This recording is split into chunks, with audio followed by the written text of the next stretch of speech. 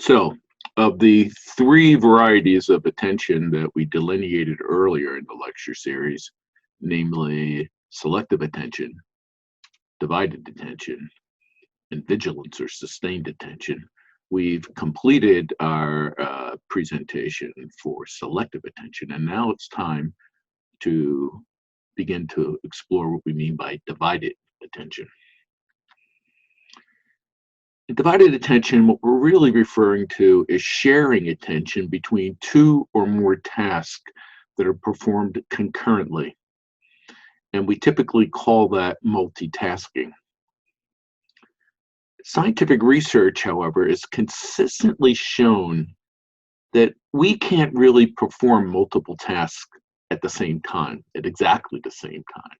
That is, multiple tasks are not performed in parallel. Instead, we can only process one of the many tasks we're interested in at a given time. And what we have to do is we have to decide which task we are going to process at any given moment in time. In other words, we have to strategically control or manage this task switching operations between one task and another.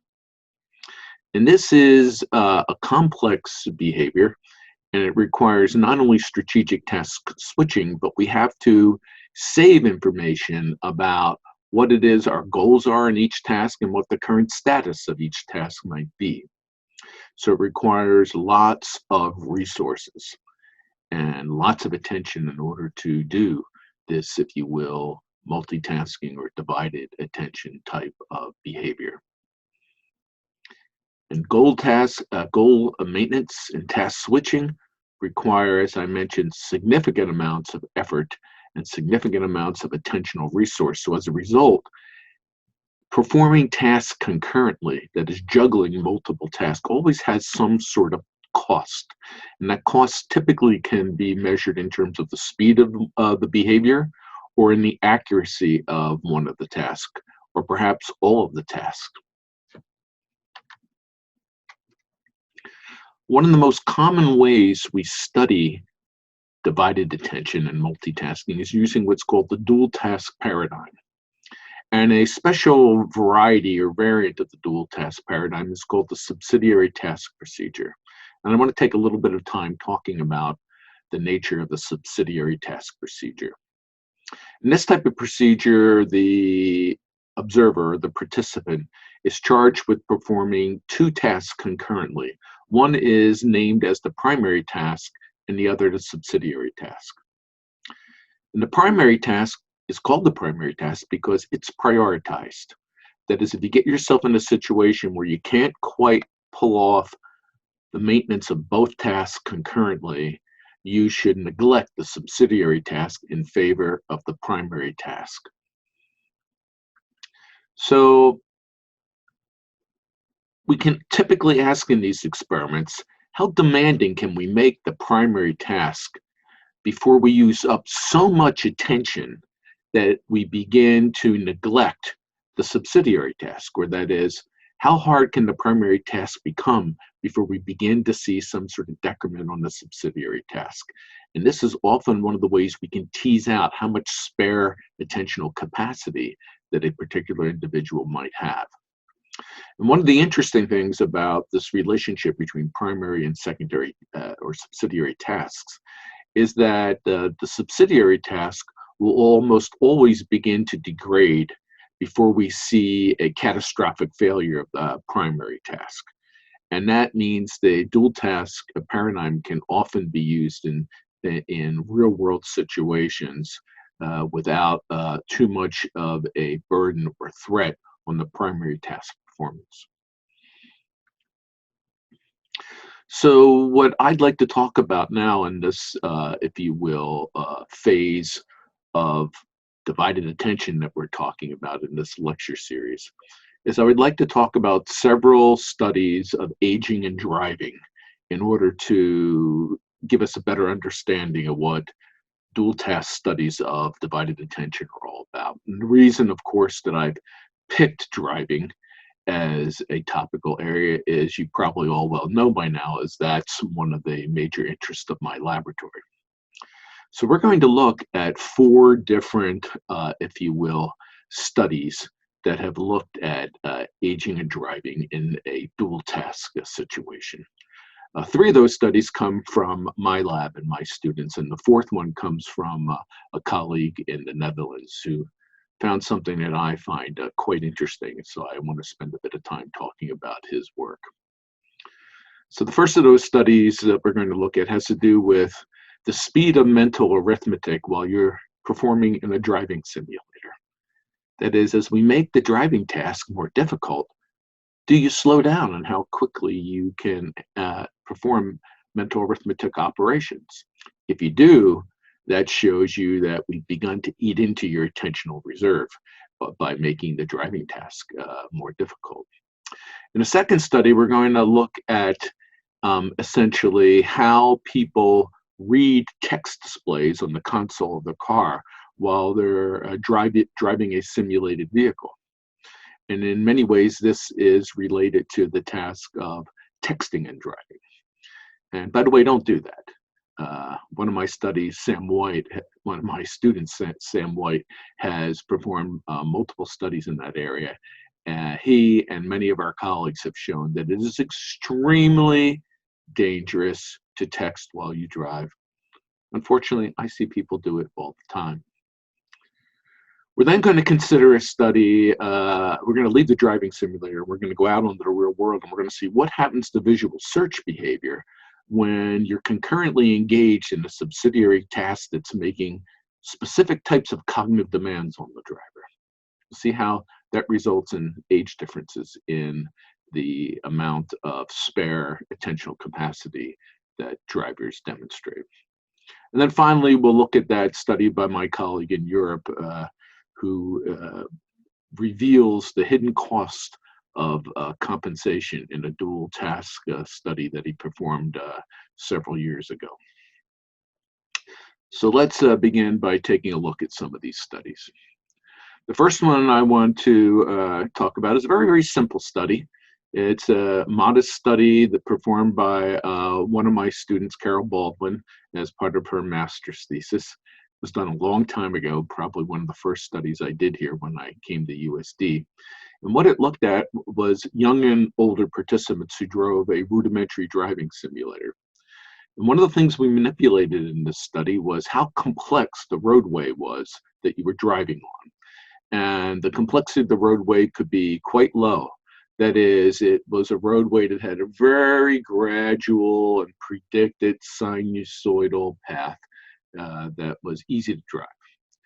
And the other condition was a driveway that was unpredictable and actually was mathematically derived by many sine waves being added together. So it would have erratic shifts to the left and right, sometimes small, sometimes large, and it was very unpredictable. So as a result, it required lots of attention to maintain your vehicle in the center of the roadway. So while drivers were performing this task, trying to stay in the center of the lane, they also performed a subsidiary task concurrently. And that subsidiary task was the Harms mental arithmetic task. And in the Harms mental arithmetic task, you are presented with a 2-digit number over a set of headphones like this. And the reason we present the stimuli through an auditory medium instead of visually is we don't want to interfere with the visual attention of the driver. And in this task, you're presented these 2-digit numbers, let's say the number 51 or the number 75. And when you hear that 2-digit number, what you have to do is break that 2-digit number apart into its 2 individual digits, and then subtract the smaller digit from the larger digit, and then give your answer as quickly as you can. And what we do is we record the latency of your response, how long it takes you to solve that simple mental arithmetic task. And what previous research has shown is that more engaged you are in the driving task, the more attention you have to dedicate to the driving task, the slower you are on the mental arithmetic task, because you have to pull attention away from the mental arithmetic task and dedicate it to the difficult driving task. So again, if you heard the number like 51, your answer would be 4, because 5 minus 1 is 4. If you heard the number 92, Your answer would be 7. 9 minus 2 is 7. So that's the harms mental arithmetic task. So the dependent variable that we analyzed in this study, the dependent variables were on the terms of the driving task. We looked at how well you could keep your vehicle in the center of the lane. So we measured the standard deviation of your wobble in the lane, if you will. And in terms of arithmetic, as I said earlier, what we measured was your latency, your reaction time to performing the mental arithmetic problem. So we can see in these crude hand drawings I made here what happened in the study. So first, let's look on the left-hand side and look at the lane keeping behavior while driving. And one of the things we see here is as we go from low driving course demands to a more complex, higher demand situation, we don't really see any appreciable decrement in lane keeping error. It's about the same in both conditions. And if anything, it's a little bit better. And lane keeping is a little bit better in young people. And that's actually something that many other people have observed in driving simulation studies. When you make the course too easy, younger drivers tend to neglect the task and maybe daydream or think about something else. And so they tend to wobble a little bit more than you'd expect. But when you make the task a little more challenging, now they bring their attentional resources to bear, and they typically will actually get more accurate in the lane keeping situation if the situation's a little more challenging. And that's indeed what we see here. So in a nutshell, we find no appreciable decrease in lane keeping performance as we went from the, if you will, low to high complexity roadway.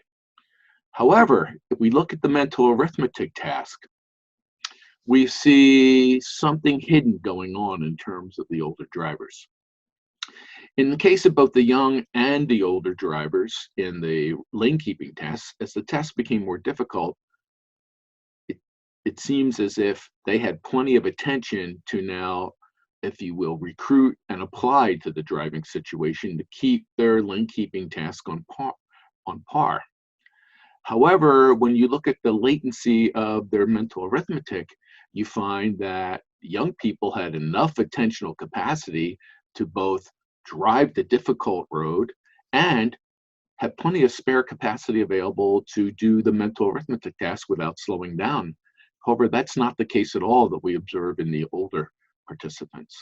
What happened in the older participants, as the tasks became more difficult, the driving tasks became more difficult, they could maintain their ability to steer the car, but at a cost. Notice they slowed down on the mental arithmetic task. Older drivers, if you will, have less spare attentional capacity, and they began to start slowing down in the mental arithmetic task because they did not have enough attention available to perform at optimal levels on both tasks concurrently. And this is a finding we see over and over and over again in the dual task literature, namely that older people have less attentional capacity to perform in a multitasking way. And usually that means one of the tasks is going to suffer. In another study we did a number of years ago, what we looked at was how young and old drivers read text displays on the console of their vehicles. And since this is a somewhat risky behavior, this was a simulation study as well, rather than going out on the road. This study was done with Ann Holtz, Ben Schlorholtz, and Robert McCall, also students in my lab over the previous years. So the research questions we asked in the study was, just what are the visual attentional demands imposed when we have to read text in our vehicle while we're driving? And do these demands change with aging? And actually, we had a particular interest of replicating an unexpected finding that we had observed a number of years earlier. That is, what we found is when older people had to look out at the outside world versus inside of their instrument panel, and when reading the instrument panel required multiple glances, one of the things we observed is when old people went back to the visual environment, they had to stay looking at the visual environment for a long time before they brought their eyes back to the display. So they didn't have to look at the displays longer than young people. They didn't have to make more glances to the display than young people. But between glances, they had to spend a lot more time looking at the roadway, and that finding has some important implications. But we didn't know if it was just an accident or if it was a reliable finding. So we wanted to see if we could observe that again in this study. And spoiler alert, yes, indeed, we found that effect again, and it was quite a robust effect. So in this experiment, what we did was we looked at two age groups. We looked at 16 young drivers. They were USD students who volunteered to participate in this research for extra credit. And we looked at 16 older drivers with an average age of 77 that we recruited from the Vermilion community. And we had them drive in the, if you will, the driving simulator. And what they had to do was, on occasion, they'd hear a little tone, and when that tone appeared, that meant there was a message on the text console, and they had to then read that message on the text console, and then answer a yes/no question with respect to that message by pushing the appropriate button on the console. So what we were really interested in is analyzing their gaze and seeing how their gaze was deployed between the outside world and the simulator versus the text on the console. And we had 3 different lengths of text messages. They would either be 1 line, 2, 3, 4, or 6 lines of text. And this is just a cartoon mock-up of what the console looked like. It would be mounted at the position kind of equivalent where your radio usually is, on the central console of your instrument panel. So because it was kind of down low and centrally located, they had to take their eyes off the road to be able to read it. So in terms of the results, one of the most interesting results we got was the first glance latency times. That is, their eyes are on the road, they're driving along, they hear a beep. How long does it take them to now take their eyes and remove it from the road ahead and look down at the display? That's the first glance latency. And we found very, very strong effects of aging. And no matter how long the message was, and that makes sense because they haven't seen it yet, no matter how long the message was, we see this universal effect. When they take their eyes off the road, it takes about twice as long for that first glance to occur in old people, about 1.1 seconds compared to only a half a second in young people. So twice as long, that's a pretty big effect. So there's something going on in terms of the latency of task switching, if you will, in our older drivers. And another thing we found here is if we looked at the overall length of time between the time the message first appeared on the console and the beep sounded to warn them, and then when the time it took them to then press the button to answer the question asked by the message on the console. When we looked at that total time as a function of the message length, what we found is when the message was only 1 line long, essentially young and older drivers were comparable. But as the message became longer, 2 lines, 3 lines, 4 lines, 6 lines, the age difference got progressively larger and larger and larger, as you can see on this graph right here. 1 line messages, no age difference. Smaller age difference emerges when it's 2 lines, then 3 lines, 4 lines. And by the time you get to 4 lines, it's really a gigantic difference between the time it takes total time it takes to read the message between young and old, and it's astronomical by the time you get to 6 lines. And the interesting thing we found when we sub-analyzed this pattern of behavior was that difference that emerged as the messages became longer was not due to the older people having to make more glances to the text screen or longer glances to the text screen.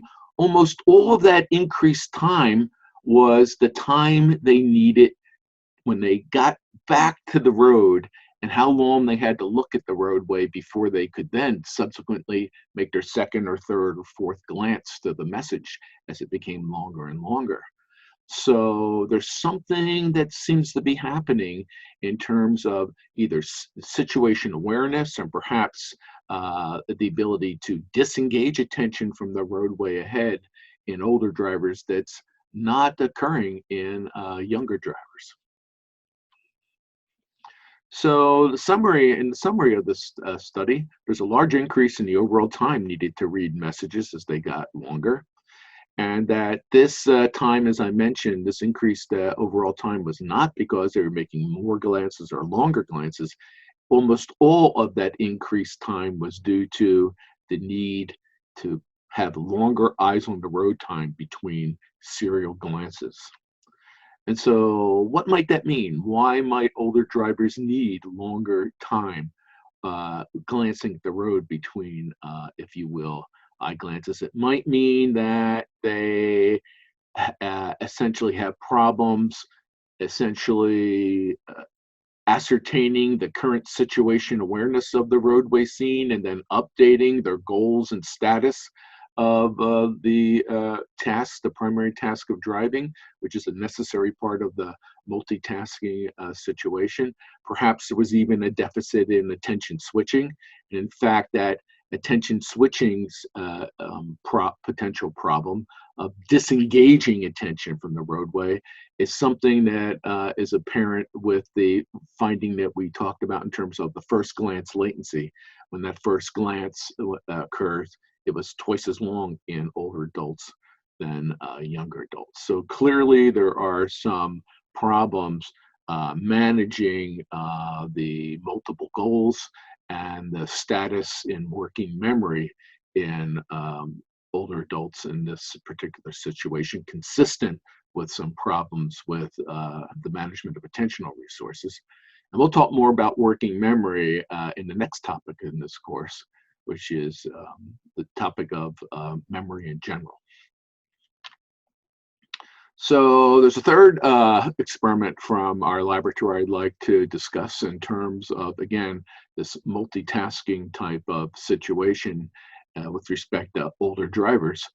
And in this study, what we looked at is what happens to the complexity of your eye scanning behavior as you impose a cognitive demands on young and old drivers.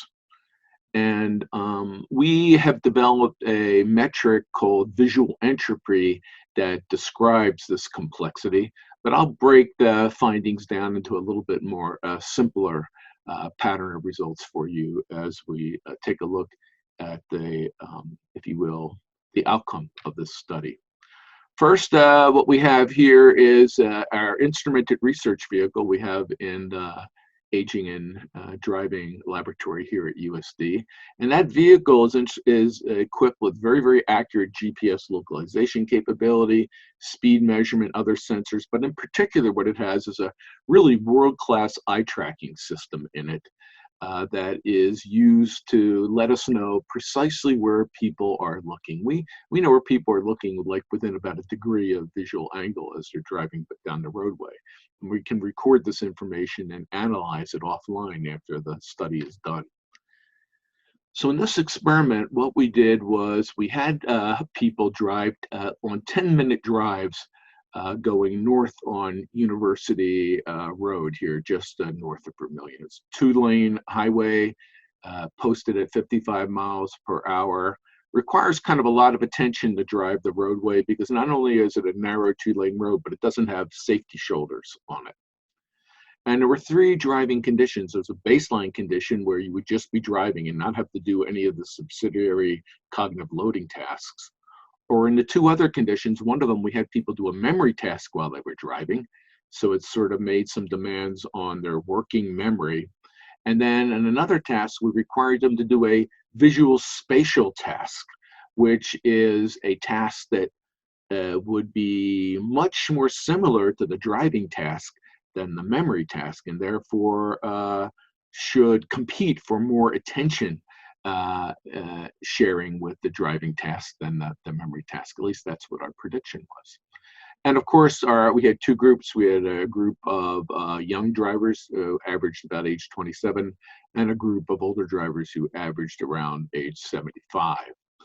You may have noticed, by the way, in the all these studies I've been reviewing, that my average age of my drivers is usually in the 70s, and that's because what my past research has found is that we don't really see systematic declines in, at least at the group level, in older drivers until we hit about age 70. It's kind of the magic spot.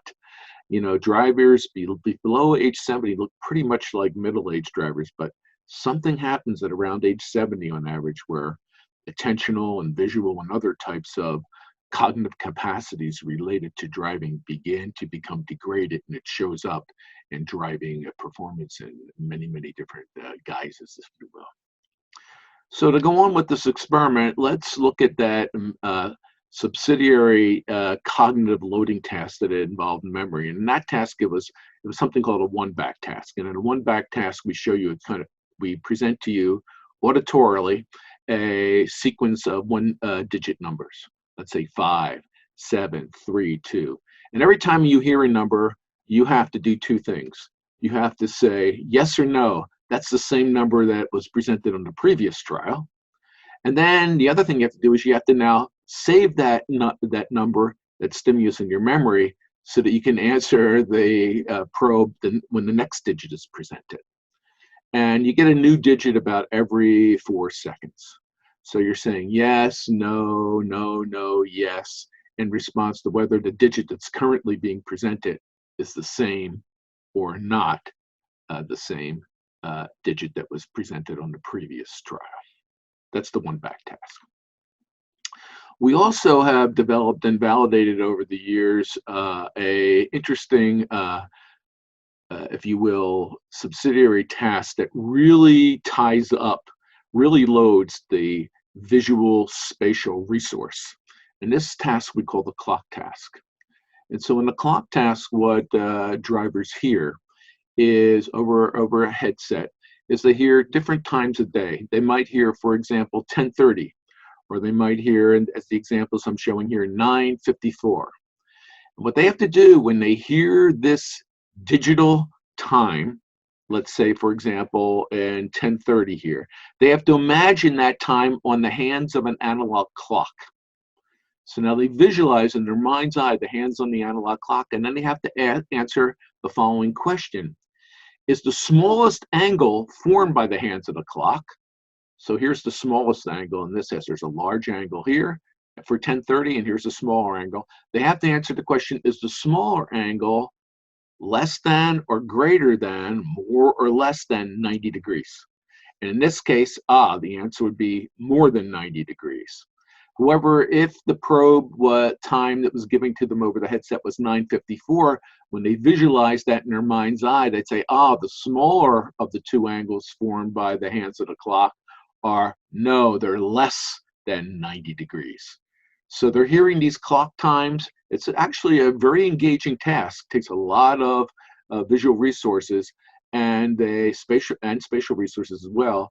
And they are every 4 seconds being presented with one of these times, and they have to visualize it and then answer the question relative to whether or not the smaller angle is less than or greater than 90 degrees.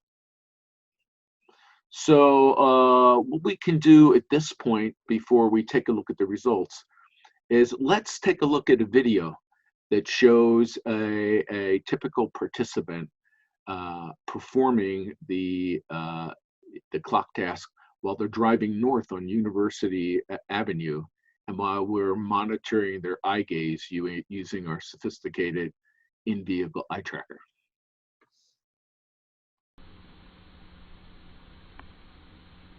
$338. More. 502. More. 657. Less. More. 836. More. Okay, so now let's take a look at the results of this study. Remember, people are driving a real car on a real roadway, and they're either doing a single task driving, no cognitive loading task, or while they're driving, they have to concurrently perform a memory task, the one back task, or while they're driving, they have to perform the clock test, which places very heavy demands on their visual, spatial, attentional resource. So now we ask ourselves, what are the impacts of those cognitive loads that we put on the drivers, experimentally manipulating that? What's the impact on the complexity of their visual scanning behavior that we captured via the eye tracker? And essentially, what the complexity metric, the entropy metric, captures is the more dynamic and wide ranging and less predictable your eye scanning behavior is, the higher your visual entropy. But as your visual behavior tends to become more static, more predictable, stays in central vision rather than taking peripheral excursions, the entropy level essentially goes down. So that's what we can capture with this metric. So if we look at the entropy data from the young people, that's this line with the solid circles in it, we can see that visual entropy did not significantly change when they had to start doing the cognitive task, and it did not significantly change when we asked them to perform the clock task. So that's this very shallow slope line. Statistically, that's a straight flat line. There was no difference in the younger people when we asked them to do the cognitive task based on, if you will, memory, working memory, the simple one back task, or when we asked them to do the very demanding visual spatial clock task. Didn't change the way they scanned the visual environment. However, in the older adults, we see a very different picture. In the older adults, we see that when we impose the clock task here, impose the clock task, what we see is a dramatic change in their eye scanning behavior. Look at the size of the difference between the young and older persons here. The imposition of that task resulted in essentially them developing the equivalent of tunnel vision. Instead of scanning the environment, they just looked at the central roadway straight ahead of them, at least relative to the baseline condition. And what this suggests, and it's consistent with many of the other things we found in our laboratory over the years, is that visual spatial processing is easily overloaded in older drivers because of diminished spare attentional capacity, particularly with respect to these particular visual spatial, if you will, cognitive capabilities.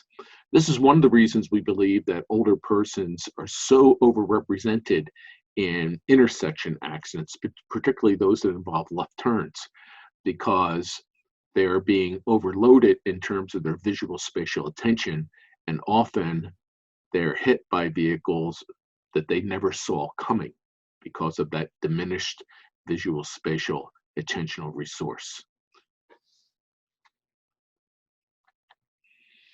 So now we're going to look at the final study that I want to consider in terms of the topic of divided attention. And this is a somewhat unusual study done by Korteling in the Netherlands. And again, it's a dual task driving study. But this study is unusual in a number of ways, but it reveals a phenomenon that I am particularly interested in because I see it rearing its head in many different contexts as we get older. Namely, many things begin to fail or many different cognitive skills become diminished as we grow older. So that requires a marshaling of our resources to compensate for those deficits as they emerge. And typically when we study that process, we just look at the domain where the deficit occurred and see how well people compensate for that particular deficit. But what we rarely do is look at other domains of behavior and see what the cost of that compensation may be. That is, you may have a deficit in, let's say, your ability to understand rapidly spoken speech. So you have to dedicate more attention to understanding speech. What might happen to your ability to detect visual targets, or maybe some a cut on your skin, so to speak, at the same time? One of the things that I see emerging over and over again is this robbing Peter to pay Paul, that when we compensate for an age-related decline, often it's at the cost of stealing attention away from another domain of behavior. So indeed, Courteling was able to show a way to demonstrate this experimentally. Let's see what he did. First, he took young and old drivers and he had them perform a car following task in a simulator. And in a car following task in a simulator, you essentially have to do two things. There's a car in front of you, and you don't pass the car. You have to maintain a safe following distance from the car.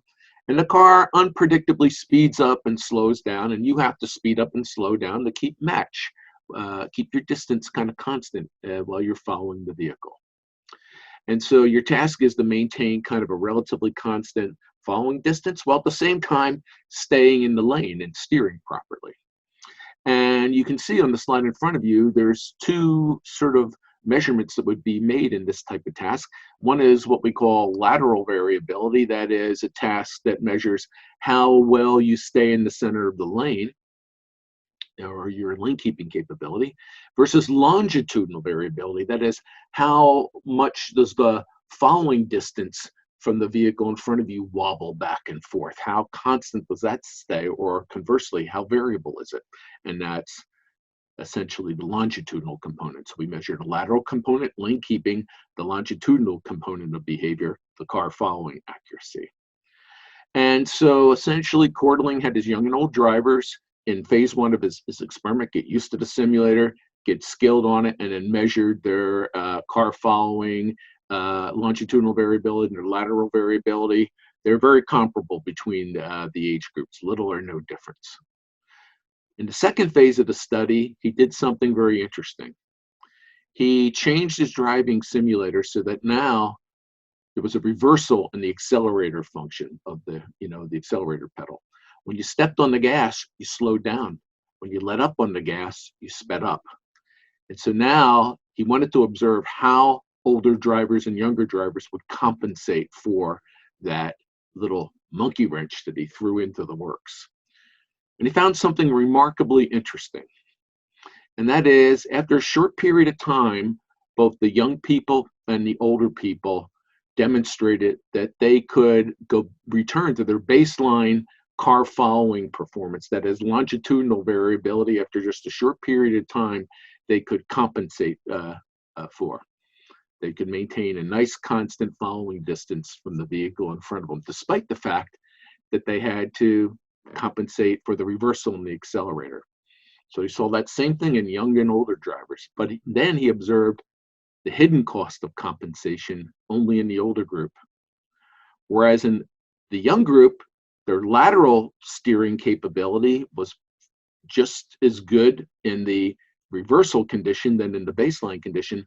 For the older drivers, they were totally neglecting the lateral component of the driving task. That is, although they maintained a steady distance behind the car that they were following when the accelerator pedal was reversed, the cost of doing that was having to neglect the lane keeping task, and they began to wobble much more than they did in the baseline condition.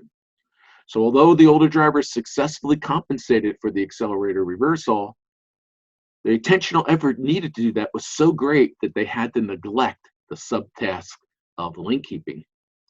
And that's one of those examples of robbing Peter to pay Paul that's so interesting with respect to this cost of compensation that I think occurs at many, many different levels as we grow older. And we can use techniques like this one Courteling did to begin to study and understand those types of processes a little bit better. We now switch to the last variety of attention that we need to cover, namely sustained attention, or often called vigilance. And what vigilance refers to is something pretty straightforward. It's our ability to maintain the allocation of attention to one or more tasks over a very extended period of time. That is, it's our ability to stay on task. And you can imagine we might have you do a task for an hour, 2 hours, perhaps 3 hours if it's in a military context or something like that. Perhaps you're watching a radar display for the rare occurrence of, let's say, an incoming aircraft. Or you might be monitoring a video display in a sort of a night watchman scenario, looking for perhaps intruders walking across the the store yard of a company that you're keeping watch over at night. Usually in the laboratory, this type of behavior is studied using an extensive set of stimuli that are presented sequentially, that is, one at a time over a long period of time exposure. Like I said, 1 hour, 2 hours, something on that order. And what we measure is what your percentage of accurately detecting those rare events that occur in an unpredictable fashion over this long period of time. So for example, you might be presented with digits, single digits that range from 1 to 9. And every once in a while, on a very rare occasion, a 0 appears on the screen. So you might be watching the screen for 1 hour or 2 hours, and every once in a while a 0 appears. You have to push the button to show that you detected the 0. A popular approach to studying vigilance in the literature is the use of a device called a Mackworth clock. And rather than describe that to you in words, I think, and this is a case where an animation or a picture is worth 1,000 words. And let's take a look at a YouTube animation of the Mackworth clock and essentially what the test might look like in a vigilance study using this apparatus. Okay, what we're about to see here is an example of the Mackworth clock task, which is a common task used in vigilance. And the red instructions on the screen tell you to watch the red ball, which is going to move around the circumference of the circle in sort of one increment at a time. But on occasion, it'll skip, it'll go 2 increments. And that's what you need to be watching for. So if you were doing this task on the computer, every time you saw it take a jump, that is, skip a beat and go 2 units instead of 1 increment on the circumference of the clock, you would have to detect that and note the detection by pressing the space bar. So let's just take a look and see if, to get a kind of a look and feel for what the Mackworth clock task looks like.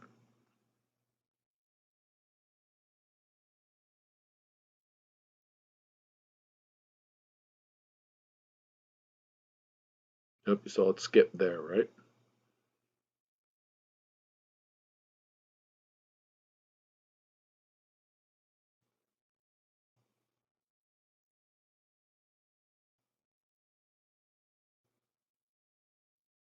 Nope, there was a skip.